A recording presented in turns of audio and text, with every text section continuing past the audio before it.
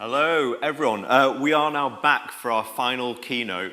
It's been a glorious day, sort of packed with so many different things. And now we're going to go from sort of the systems to debates down to skills. What are the skills that we need if we're going to embrace this concept of circular design? And who better than Sophie Thomas to take us through this? So with a video and an accompanying voiceover, Sophie's going to come to the stage and walk us through some of these questions. Sophie is the founder of Thomas.Matthews and etsaW Venture Studio. Please welcome Sophie.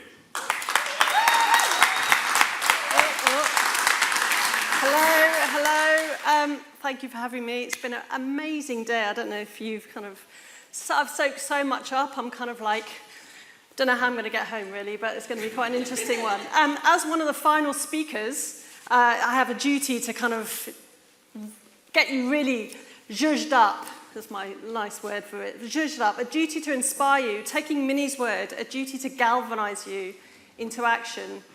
As a designer, I want you to go out there with new curiosity to think about how do we really design for the planet. We've heard so much information, so many good ideas today.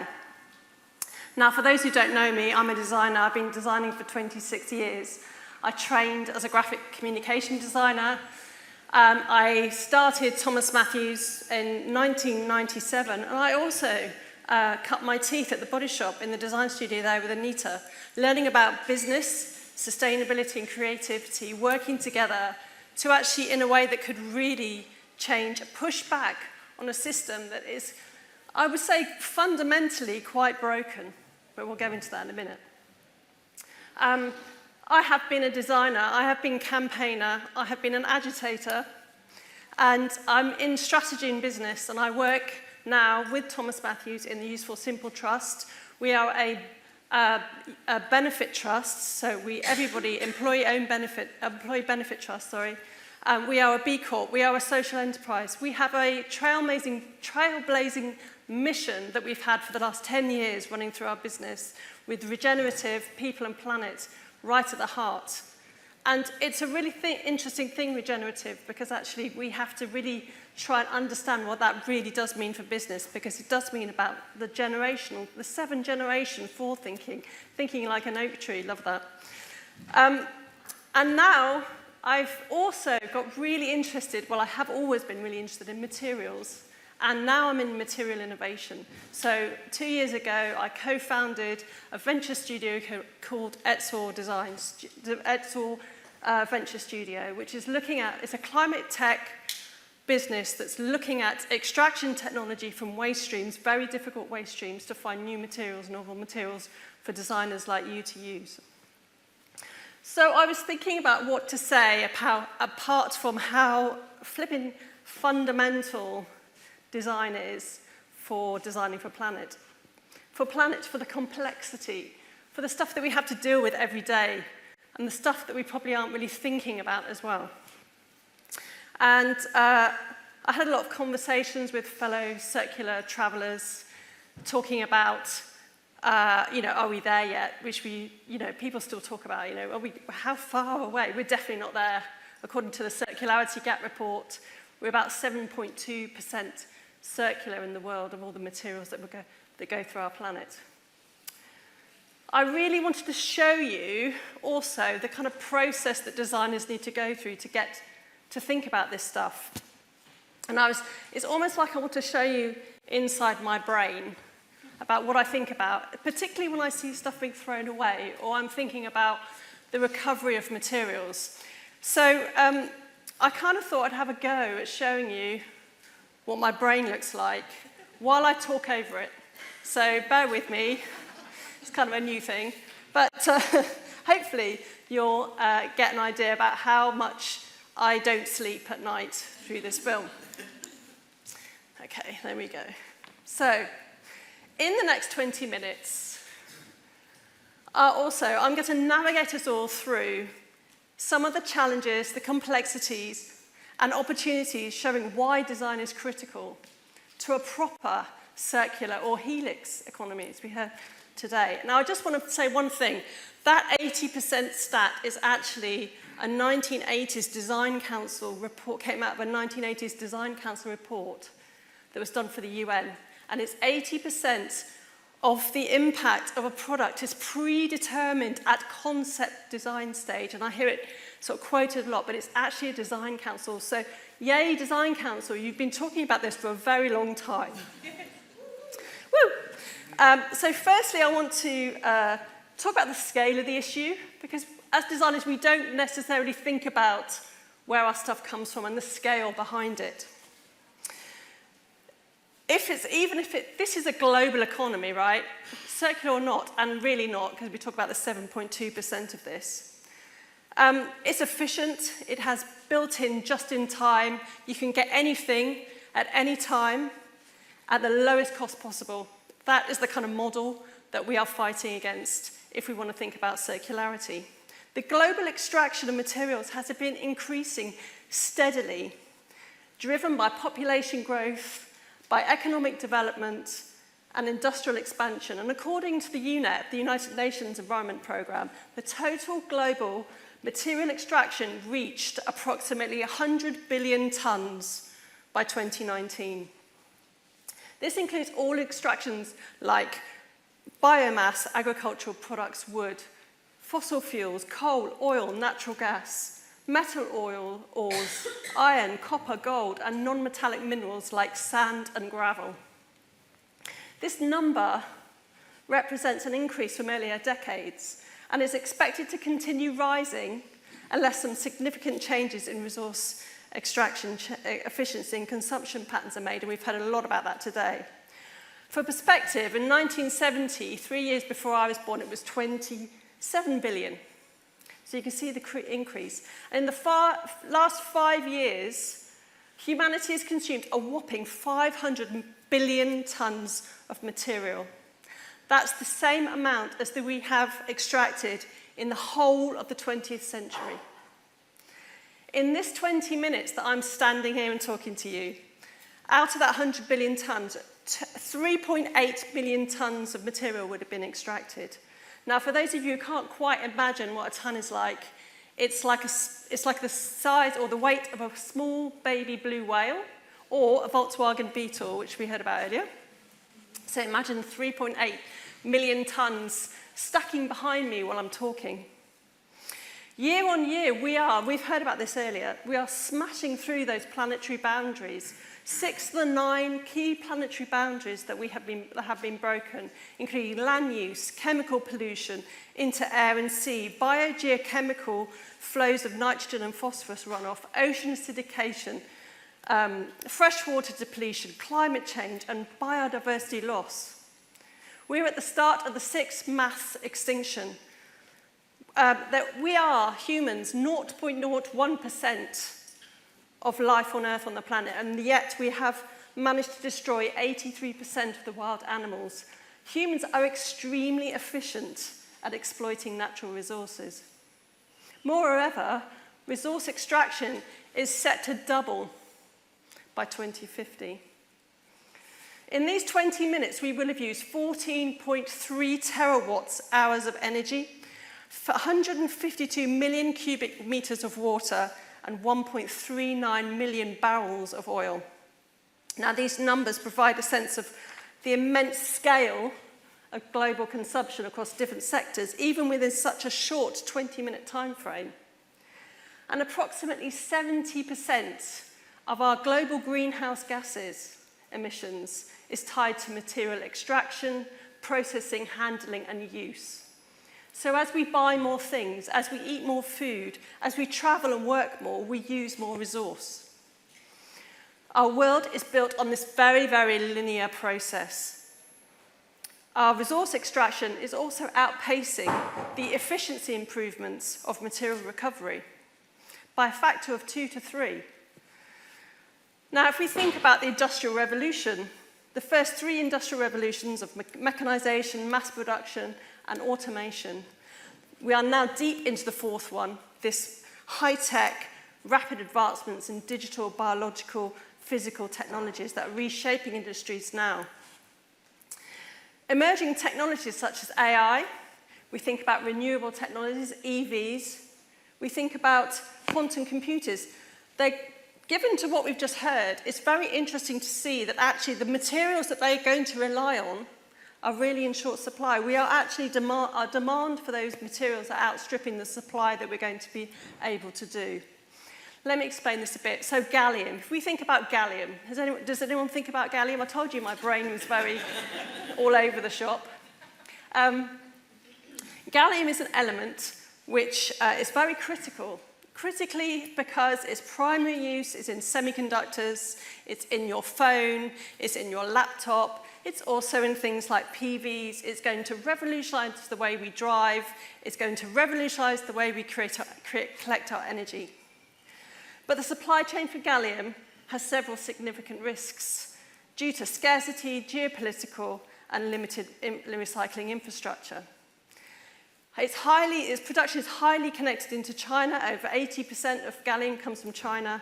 And like a lot of minerals and metals, I'm not sure if you know this, they're not actually mined directly. So they're secondary mined materials.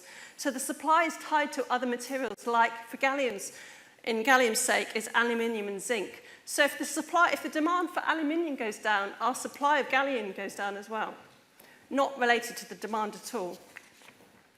So you see one ingredient, one element. If you remember your periodic table from chemistry lessons with 118 elements in it, every one of those, well, actually 33 of those are on the critical elements list. Every one has a story. We have 66 of those elements in a laptop. From the silicon to indium, gold to europium, everything is taken out of the earth. Everything is extracted.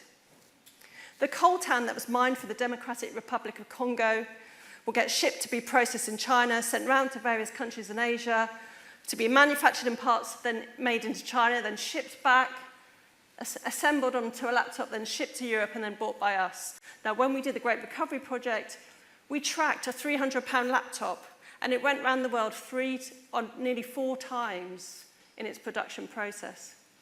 Now, generally in manufacturing, over 90% of that 100 billion tons a year, that raw material which goes into making durable products, becomes waste even before it comes out of that factory.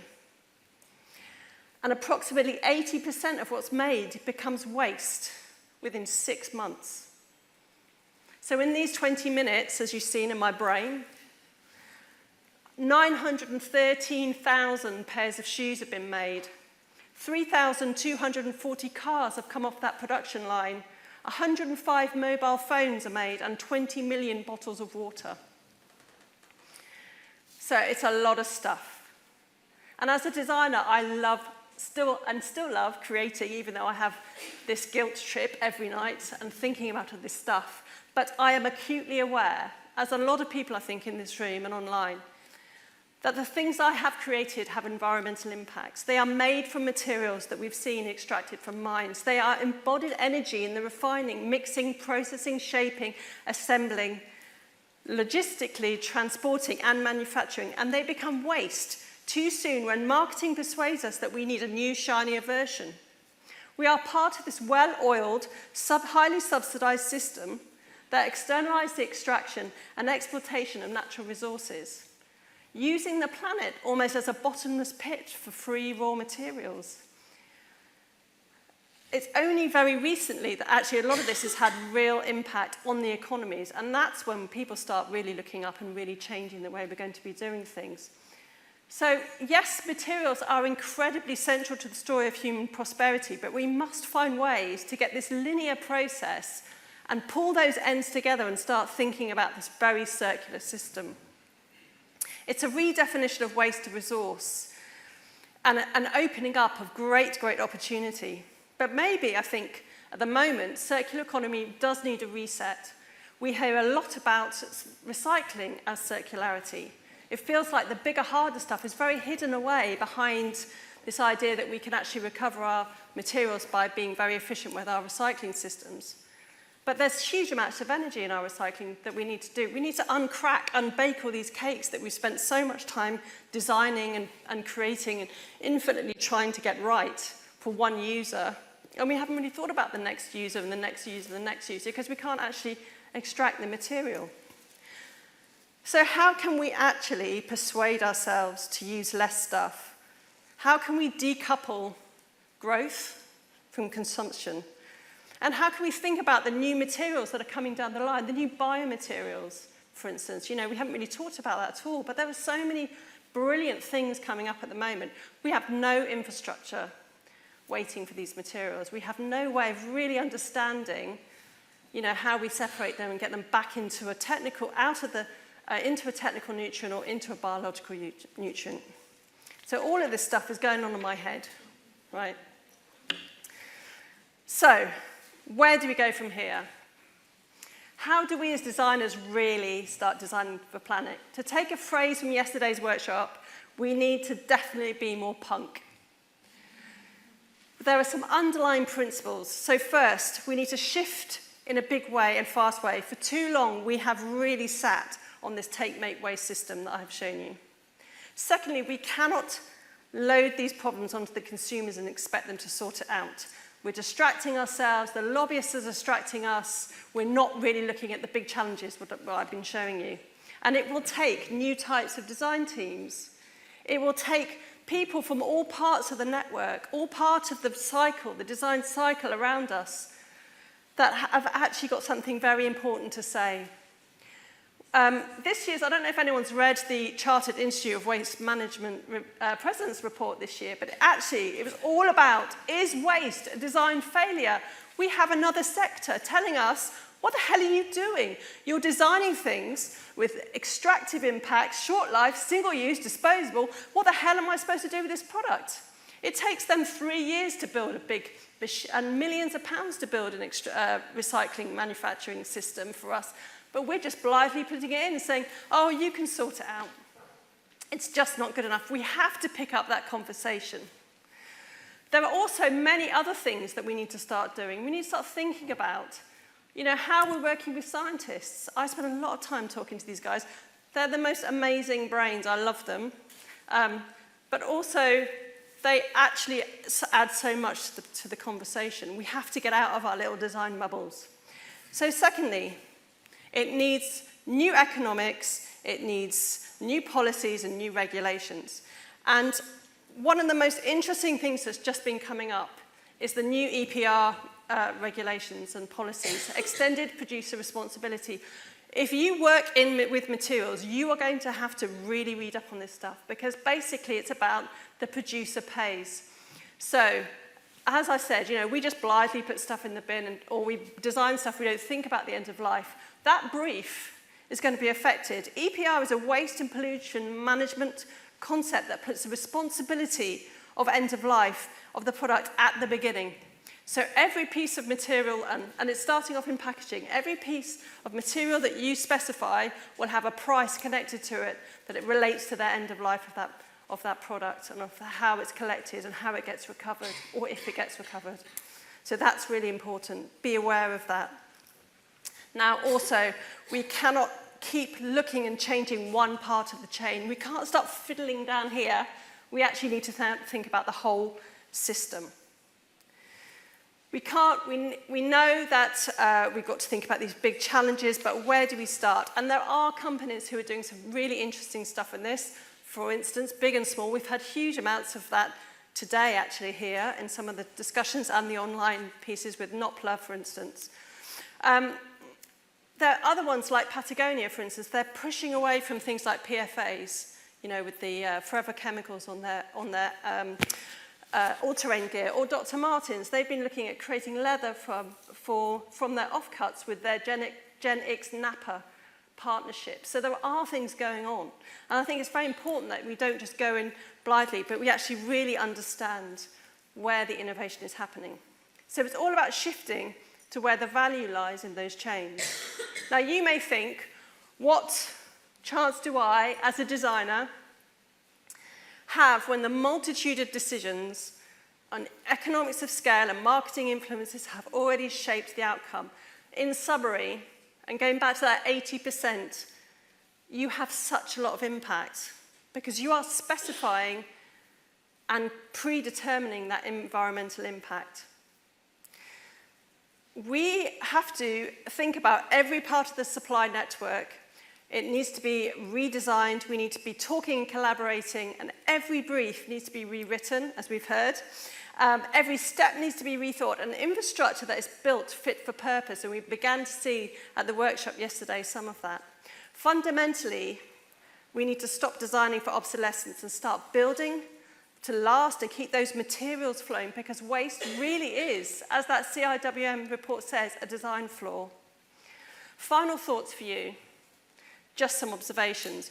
Find your co-design teammates. I surround myself with material scientists, waste managers, and some kind of mad people at the edges to fit with my head was going on that you just saw. Work with the companies that you respect and you don't want to fail. That's a really key one. You know, we've had some brilliant companies today. We need to support them. We need to be designing for them. We need to make everything flourish properly. Do your homework. People are very busy. Stuff has been tried. Ideas are out there. You can help. And change the world for good. Because with all these changes in mind, I really do think that it can be done, even when I try and get some sleep after all that thinking. So thank you very much for looking at my brain. And hopefully that was a useful journey. Probably, maybe not, but there you go. Thank you.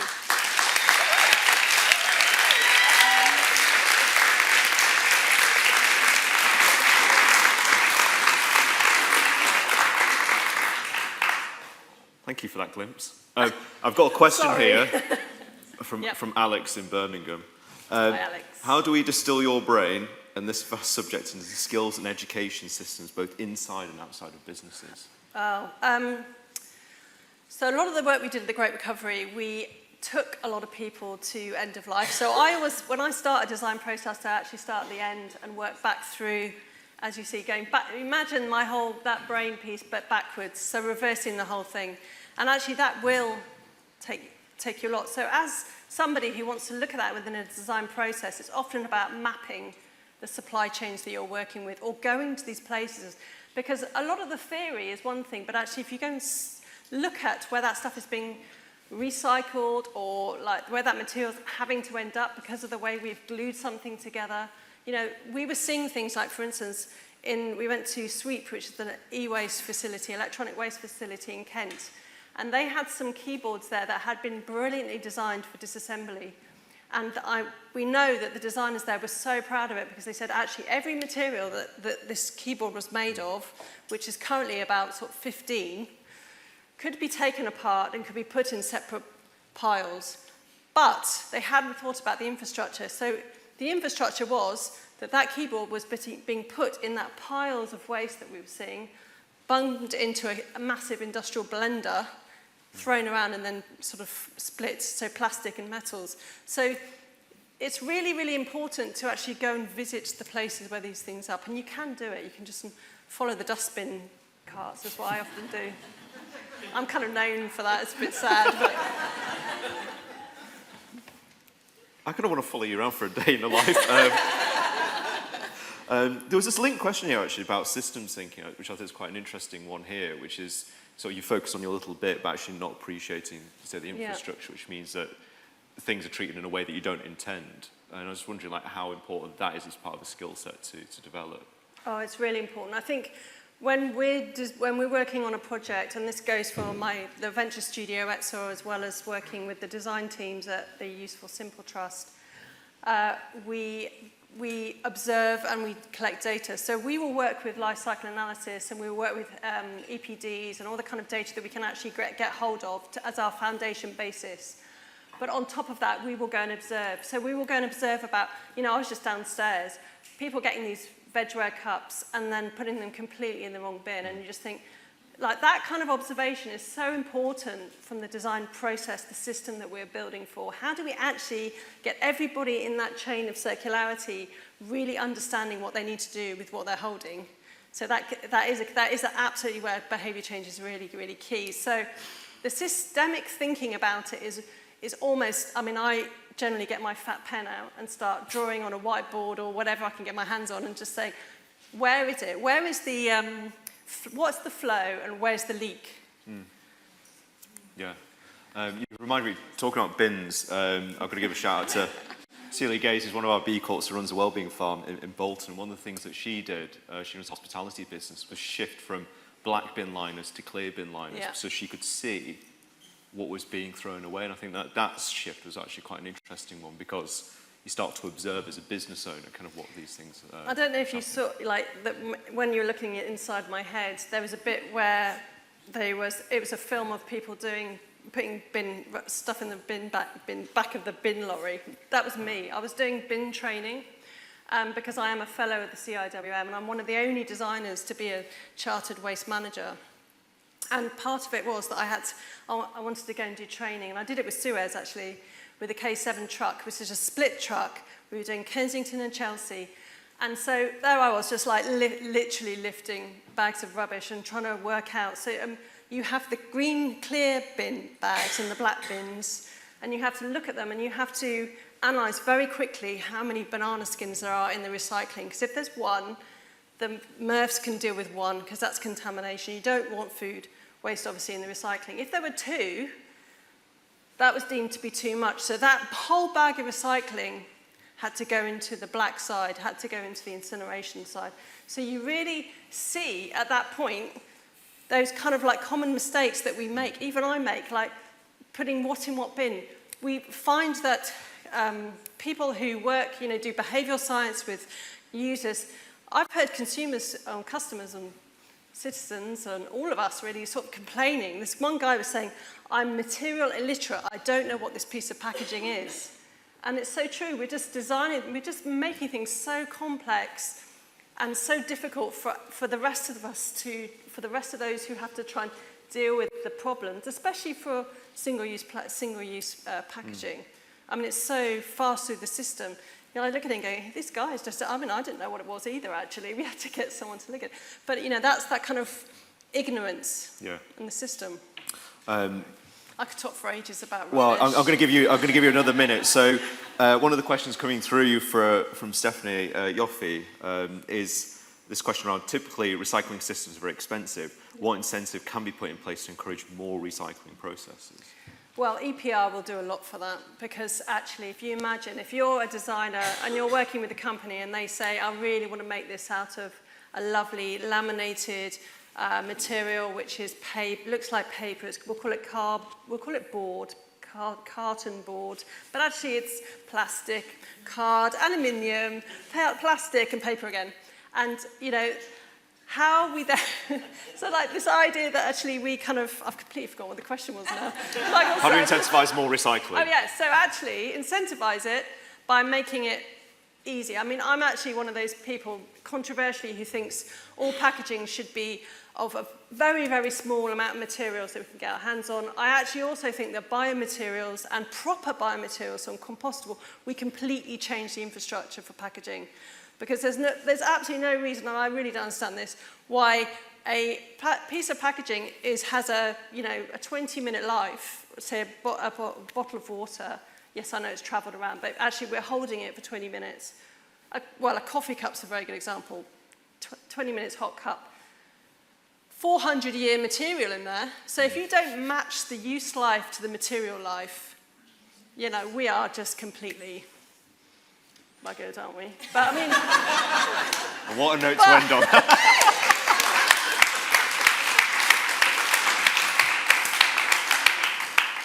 Well, thank you so much. We're at time now, so we're just going to move on to close out. But everyone, please say thank you to Sophie.